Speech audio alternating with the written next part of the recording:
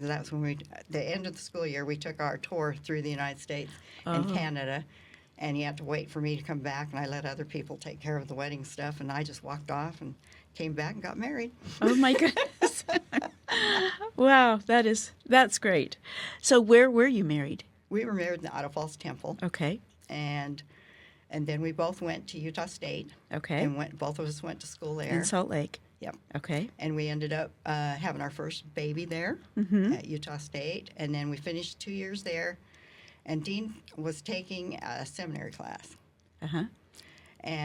But he thought it's just teaching class. He said, I'm going to take this class so I can be a better teacher for the church, And well, if they call me to teach a class at church, I can be better informed on how to do it. Uh-huh. And so then I was talking to him just recently about that one, and I said, well, did you know that you were going to be interviewed for a job? And he said, no. So the teacher said, you got an interview with somebody. We didn't know who it was. And it ended up being like a 70 or something. And we were interviewed, and then he offered Dean a job teaching seminary, and he's like, really? Where? And he thought for sure he'd say Utah. Uh-huh. And he said, Rigby, Idaho, and I started rolling. I was laughing so hard. It's where my parents lived. So we first started in Rigby, Idaho. So you went home. So I went home, and then after a while, we moved. He started teaching at Ryrie, and so we moved to Ryrie, and he was teaching there. Uh-huh. But we were there for 26 years. And that's where most of your children were born then? Yeah, they were all born right in Idaho, Rexburg, Idaho Falls.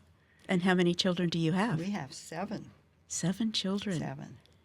Do you want to tell us a little bit about each one? Yes, I would. So our first child, Jana, was born in Utah State. And she was a wonderful little girl.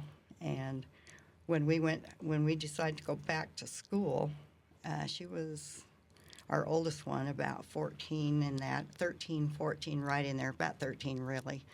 And one day when we came back from classes, we went to classes, and then we'd put them into the children's program, the kids programs there. So they had a lot of fun with how they did it over there. And then we had family home evening every night.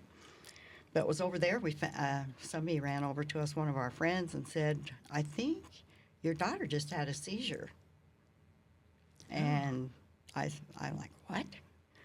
And sure enough, she had a seizure. We took her to the doctors, and they said she had epilepsy, so we had to get her on medication. Mm-hmm. So every time she had a seizure, she lost a brain, some part of her memory bank. Uh-huh. And so that kept going on until she was through high school. She had some problems through the high school and everything, and she had to make some choices of staying with friends that she wasn't doing real well, or to change schools and do a better job. She chose to, thank heavens, to go to a different school, leave those friends, and she got on a dance team there at Rigby High School. And from there, she was able, when she went to college the first year, she was able to be on the ballroom dance team there. She followed in her mother's footsteps. Yeah, and she was, and that Ricks College team went and competed at BYU, Utah. And that team, or the dance she did, the Viennese waltz, they took first place at that competition. So she was an excellent ballroom dancer. Mm-hmm. And so she had a real good roommate. They helped her out. And sometimes she'd go on a date, and the date had to leave her somewhere because she had a seizure. Oh. And so she had problems like that, and it was hard. But she did find a guy, a returned missionary, and did get married in the temple. Good. And then we found out that she was going to have a baby, and she had a seizure in the bathtub and drowned. Oh. And I didn't tell her that I was pregnant, too, and we happened to be going to the same doctor, had the same due date, so she didn't know that till later. And so we were devastated. We lost it all with that seizure. And so that was really devastating. But thank heavens I was pregnant and had another baby. So that helped us through all of that, too. Yes. And it was a blessing for her, because her state of mind of being a mom, if she was a mom and driving a car or anything like that was a worry to us and to her. Yeah. So the best thing happened. Yeah, we knew She's the in a best good thing- place. she's in a great place. Yes. Yeah, it was great. So tell us about your other children. So Ted, he was the next one born, and he was an athlete, and in the first grade he took state championship in wrestling. So he was a really good wrestler, and quick and fast and strong. And he loved football. He went on a mission to the Bronx, New York, and he was a picky eater, but we found out he was eating chicken head soup. And I thought, this is good. He's overcome his pickiness, hasn't he? Yeah. And then he came home off his mission, and I told him there was a really cute neighbor girl, but he didn't pay any attention to that one. But when he came home, and for the first time went to church, and we were sitting together, and I said, remember that letter of this girl that wrote you, and you tore it up and said, I don't know her. And I said, well, that's the girl that's playing the organ. And he went like this. He's like, holy cow. He went right up and talked to her, and those two got married in the temple. That's great. So that was pretty cute. And he has him and her run their own business right now. Okay. And they're in Texas. Okay. And they had 2 children. And their one daughter is doing, she's a graphic designer in Dallas, Texas. And the other one got married in the temple, has 2 beautiful kids, our 2 greats. That's wonderful. And So- then our next one is Jackie. And she was an athlete too, did all the sports. We actually, with all our kids in sports, we bought a brand new car, a little one that had really good gas mileage, and we literally ruined it in 1 year. Going to ball games and Doing things. all the ball games. So anyway, that tells you how many times. But they were all in basketball, volleyball, baseball, everything you can imagine. And then Jackie went on a mission to Nauvoo, Illinois, and had a great mission there. Good. And she's been back a couple times to that mission, loving to be back there. Just got back, actually, for the second time, I think it was. And then she had a marriage. The husband passed away. And so she finally was able to get married here 8 years ago to a wonderful guy, a dentist that works in the Bay Area. And he had 5 kids, and she had 5 kids, and they have 10 kids. So they're very busy raising 10 kids. They're rich with children. Rich with children. Yep. But after she had 5 kids, before the first husband had passed away, she ran in a pageant, Mrs. Idaho pageant. And the first time she did it, she was like one of the top 10. And then for some reason, she felt impressed to, her husband thought, maybe you ought to try it again. And so she said, okay, because she made some good friends. So she did it again, and we couldn't believe it. She won it. Mrs. Idaho. She's Mrs. Idaho, and got to go to Mrs. America.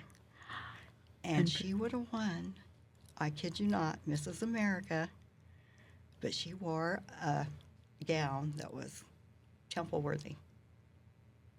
And the judges didn't like that. Bless her heart. Yeah, and I said, For well, keeping good her for you, standards. because we didn't want to do that other anyway. Yes. Well, what an honor for her to Yeah, even. she's just a good person, tried to help people. She's worked with people a lot, and she went back and helped the pageants, and helped these young girls and gave them some good advice. And a lot of people helped her, and she had good family support. And so it was all a good thing for That's positive. wonderful. A Yes. positive.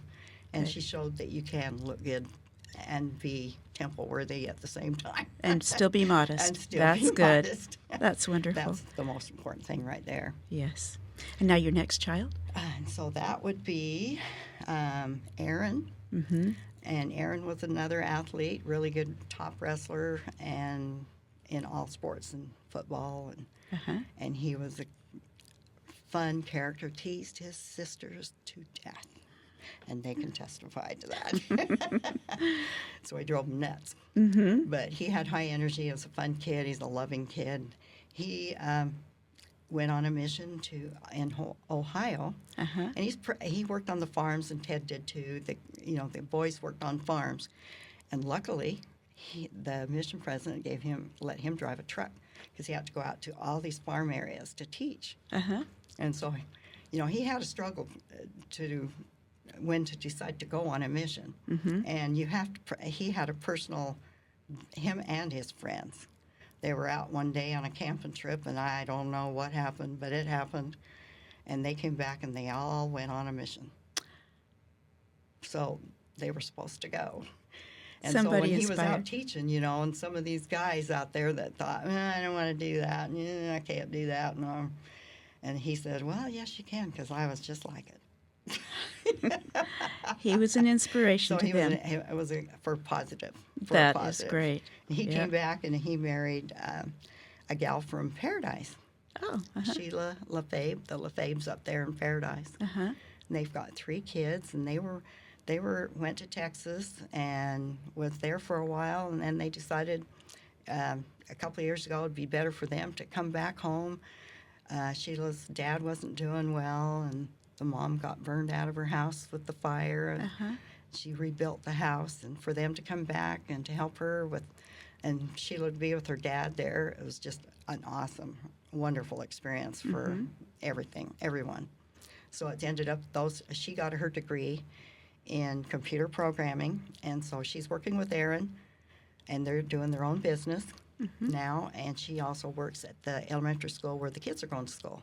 So that's for her. That's perfect. Good. And then you had another. And then we've got Amy, that is a fun-loving little baby girl. She was so cute. Everything we said to her, she did. Like, she's the only one I ever had that you could take a little baby and put him down and say, good night, and kiss her. And she'd throw her arms over her head, turn her head, go right to sleep. I'm like, is that real? And if I told her not to, one time we were fishing, and I didn't want her to fall in the water, so I said, if you stand right behind me right here, and then it'll be safer for you. And then I was fishing, or watching the kids and fishing in that area, and I realized she was still standing there like for an hour and didn't even move. That and I is said, unusual. I am so sorry. You were so quiet. You minded me. I couldn't believe it. And so she's just a sweet girl, and she loves sports too. All the kids were in sport. When we moved here, she was on she got on the volleyball team for PV, and loves sports. She loves basketball and sports fan. Her kids all did too. And she met a guy and got married and had 2 kids. She had 2 kids and raised them, and they're just wonderful. And then that marriage didn't particularly work really well, so they got a divorce, but they're still really good friends. That's good. And he had a couple of girls that she helped raise for 8 years. Oh. So they're like her kids. So she loves them. We love them. We count them as our grandkids even. So Good. we see them, and they've done really well. Good. And Amy loved massaging, and so she took every class she could get a hold of, and she became a professional massage therapist. And she is like a doctor with massaging and knowing how to help people in any area of the body that they have any trouble with. And she's just so good with people, and they love her, and they keep coming back. And she's got so many clients that even new people trying to get in, she just can't do it. So we're really proud of her for how good she's done and how many people she likes to work with and enjoys being with. That's I great. mean, all kinds of people. You can't even imagine. That's even great. the president of Chico State. Is that right? Yeah. And so our last son was the blessing for losing a daughter. We were given another little sweet pea, David, and he was just a kind, happy kid, easy to get along with everybody, and loved everybody. And he grew up just being around older people. I mean, all his brothers and sisters were all, the youngest one's 10 years older.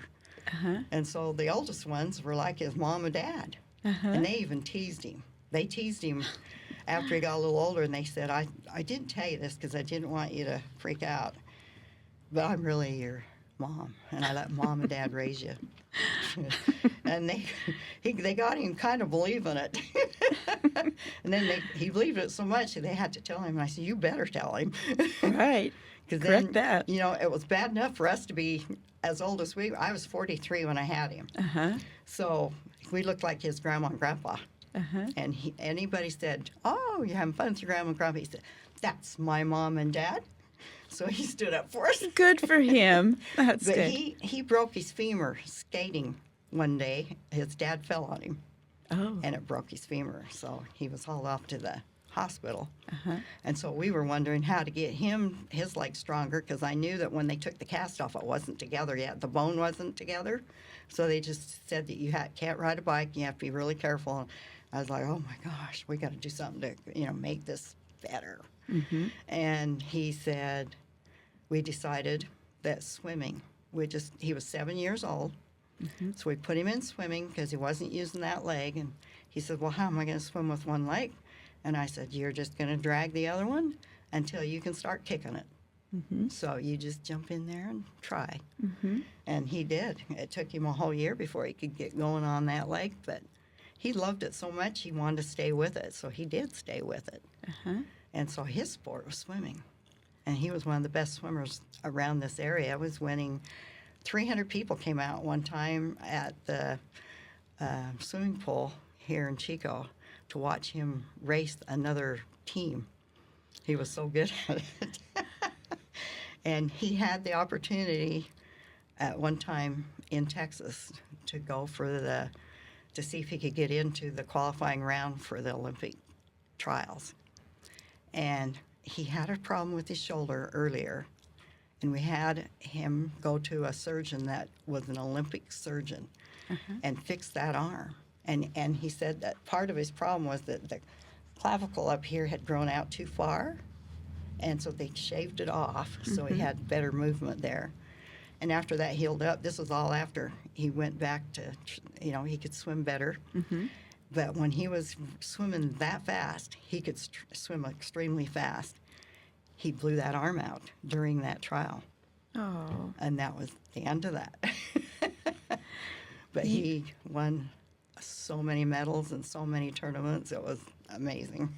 There again, it was a downfall or a hardship that really brought out the Well, it seems positive. like broken legs and our hardships in life are the thing that launch us into something much, something that's even better. Yes. So if you just have to work hard to get over it. That's it's hard. right. It's really hard.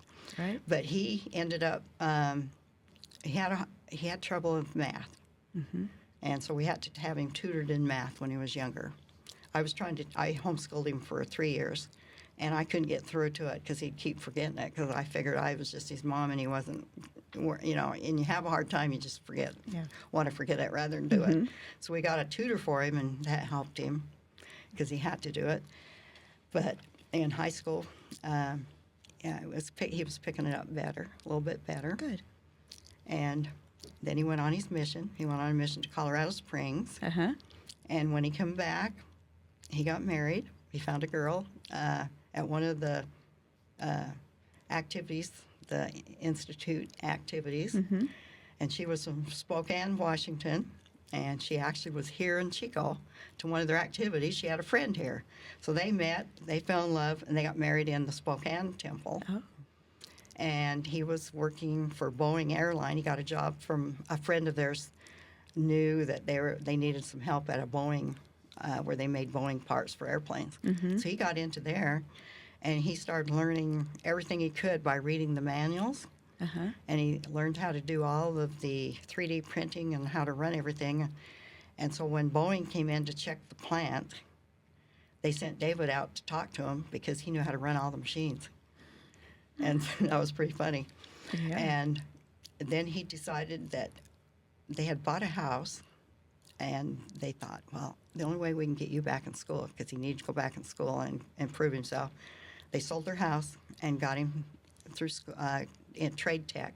It was a trade tech school there in Spokane, Washington, where he was going to learn to be an engineer. Mm-hmm. Okay, so he knew he was weak in math, and engineering takes a lot of math. Mm-hmm.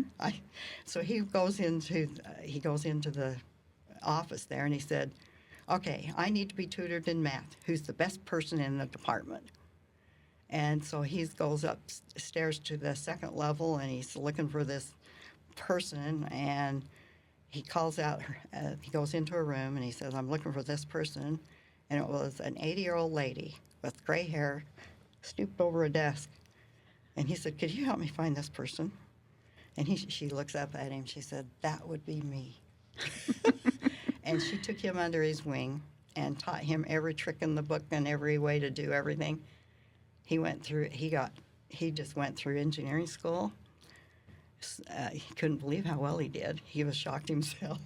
And the other thing I had to say is the only way he got into this school is they have to have a good grade in math. Uh-huh. And he knew he was weak, but he also took Pathway for a year before, and Uh-huh. one of the subjects was math. And he had a certificate in math, and he had a C or a B in it. Uh-huh. And he showed it to the instructor to see if he could get into his class. He said, are you going to accept this? And he looked at Pathway and math. He said, absolutely. Good. So he got in, and now he has a job working for Knife River, engineering bridges. Oh, my goodness. That's what he's doing right now. That's wonderful. That's a wonderful company, Yeah, too. Knife River's all over the world. Mm-hmm. Yeah. And so we're happy about that. He's still in Spokane, Washington. Great. Okay, now, how did you happen to come to Chico? With your husband with the Institute? Tell us that story, how you got here. Yeah, he was, they came, we have these meetings all the time. You get interviewed by your leaders and the ones that are over you in CES. And they asked him if he was interested in trying Institute, Mm-hmm. which would mean we'd have to move. Mm-hmm. And so at that point of our life, we had done, you kind of got like, okay, is there anything else? We were kind of Mm-hmm. like in that mode. Mm-hmm. And they said, yeah. And we had just gone through a church history tour in Ohio. And they said, we have an opening in Ohio. And we went, oh, no. We saw that place. Mm-hmm. And so then they came back and they said, well, we do have an opening in California. And we had always said, we're never moving to California. And so the guy that was offering it to him had mentioned it to Dean. But Dean says, I don't think so. I don't think so. I've talked to my wife. But they called me. Uh-huh. They called me up and they said, well, we got an opening in Chico, California. I said, where is that? And they said, oh, it's an hour from Redding. I said, Redding? Redding?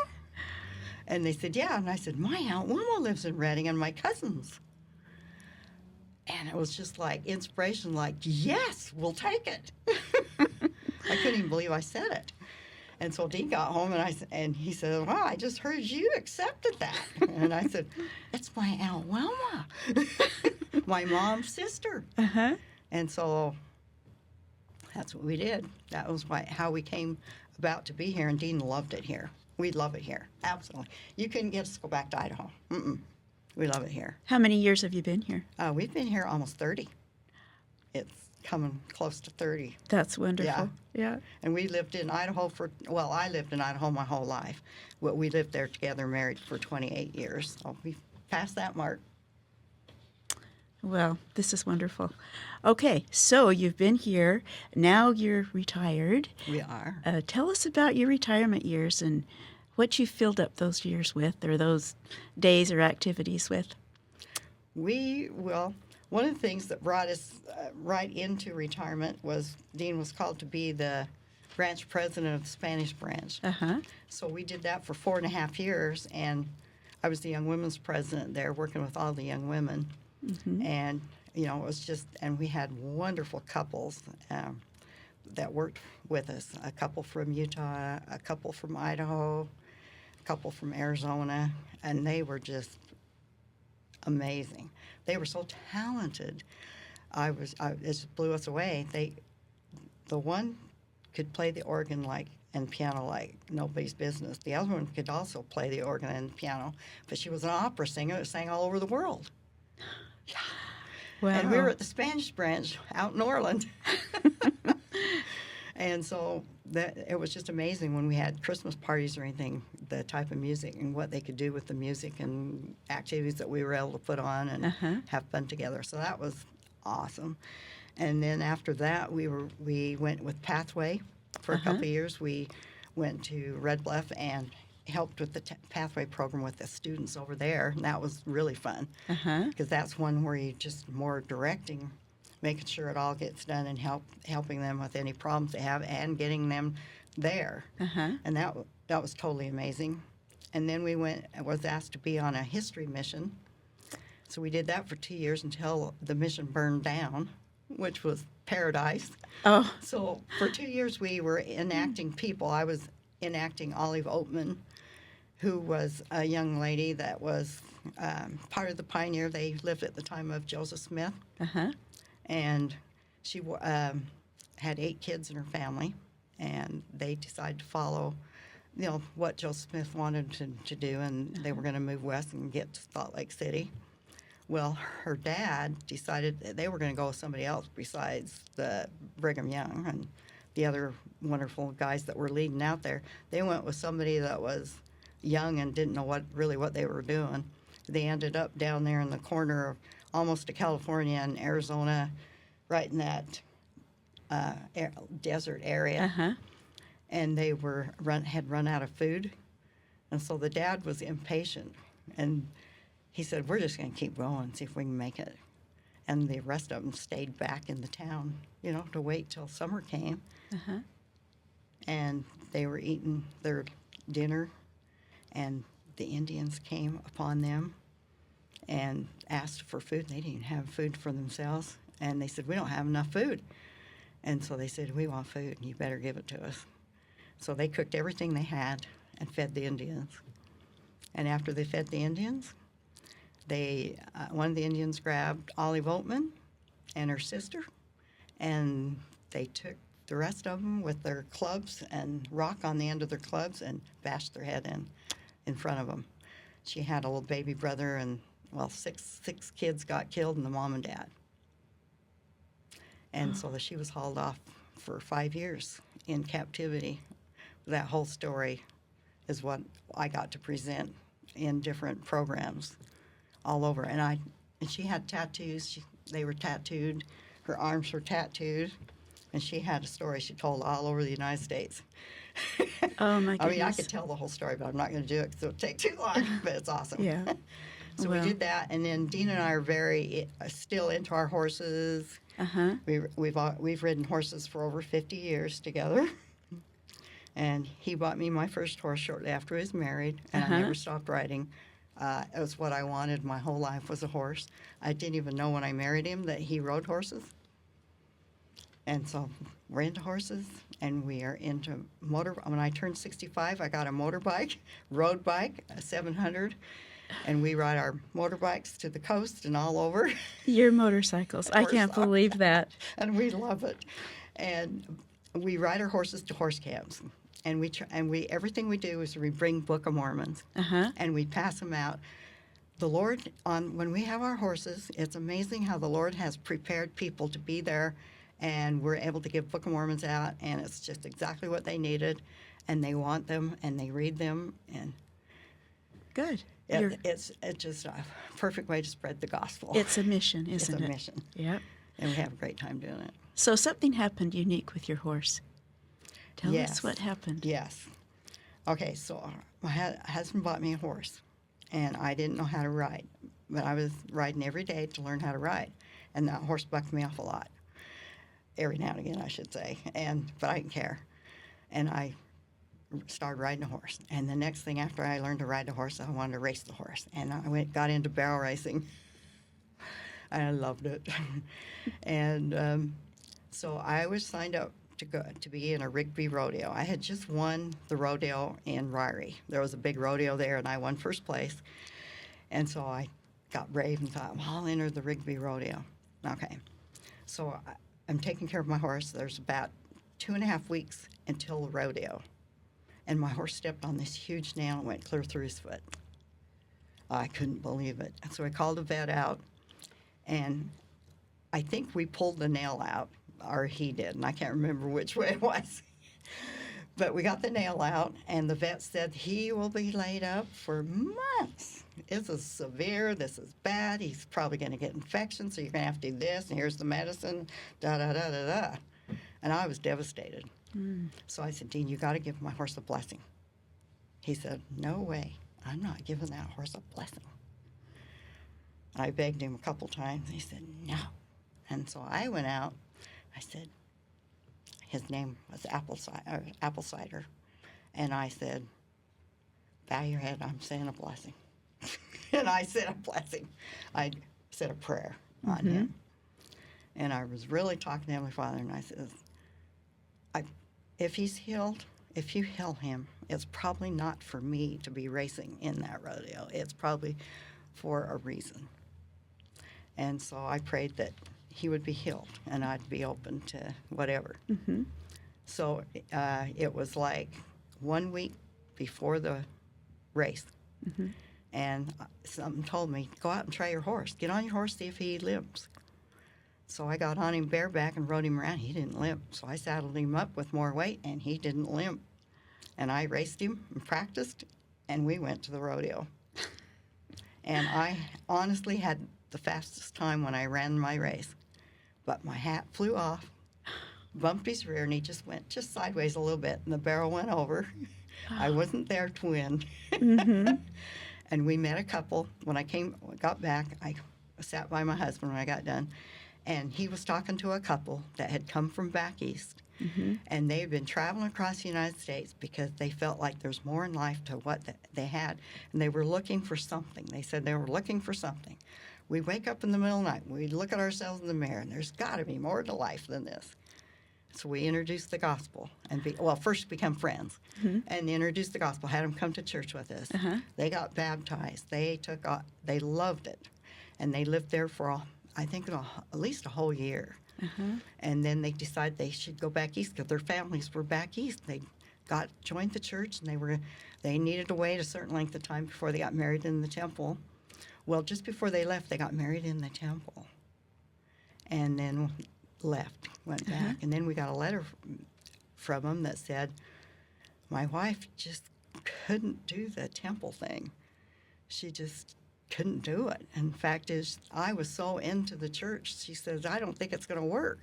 So we divorced, and he said, later on, he wrote a letter and said, I found a woman that was strong in the church, and we got married in the temple after everything was cleared up on the other end, and they've been perfect in it ever since. So that's good. These things that we need to do, it's all for a reason. And we need to be open-minded for all of it. It's not for what we become as in glory at all. It's all about meeting those people we need to meet to help them in this earth life. That's right. That's what it's about. That's for sure. Well, you have had an exciting and wonderful life, and you've accomplished a lot, and your family has too.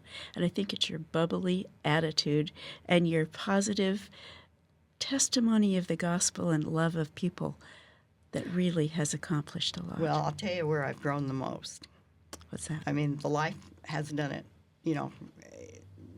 It bumps the edges off where we've got all these sharp edges we have to get off of us. But since we've been a temple worker for about a year, holy cow, that is absolutely amazing to be able to work in the house of the Lord and just to realize what you're doing there. It's uncomprehendable. It really is. And how the work is moving on, and it's getting faster, how things change, and it's the most amazing thing ever. I've never been so happy working in the temple and really doing a lot of genealogy work, and we haven't broke through my Russian side past what I've told you. The great-great-grandfather, we don't know anything past that. But it's going to come, and we're breaking through lots of areas on the other side. So it's all about people and our ancestors and trying to be like Christ. That's right. Well, we've asked a lot of questions, and you've told us a lot. Is there anything that I have not asked you that you'd like to share with the viewers, or something you'd like to say in closing. I'd just like to say that a theme that our family always had was our attitude is altitude. And we'd always say that to our kids, now your attitude is where you're going to rise. That attitude can drop you down. Mm-hmm. So let's have a good attitude about things, the best we can, try to accomplish that end of it. And then another theme that we've had in our family is work hard. We taught our kids to work really hard. We had a business, a hot dog cart for 10 years, and the kids all worked there. If they needed something, that's where they worked. That's how we got most of them through on their missions after we moved to California. That was after we moved to California. But it helped us out on those missions and to teach those kids to work. And we have to learn to work hard. And my parents taught us to work hard. And that's what we all need to do is work hard. But also, on the other hand, don't feel good about playing hard until you've worked hard. So, like Dean and I will wake up and we'll say, if we get this done, we can do this. And so that spurs you on to getting it done. I don't want to do it, but I'm going to do it. So That's a good attitude. Well, thank you so much, Judy, for sharing your story. You're welcome. With all of us. It has been a wonderful life you've had, and a lot of accomplishments and things that have come about in your life. Thank you again. Thank you for having me. Appreciate it. You're welcome.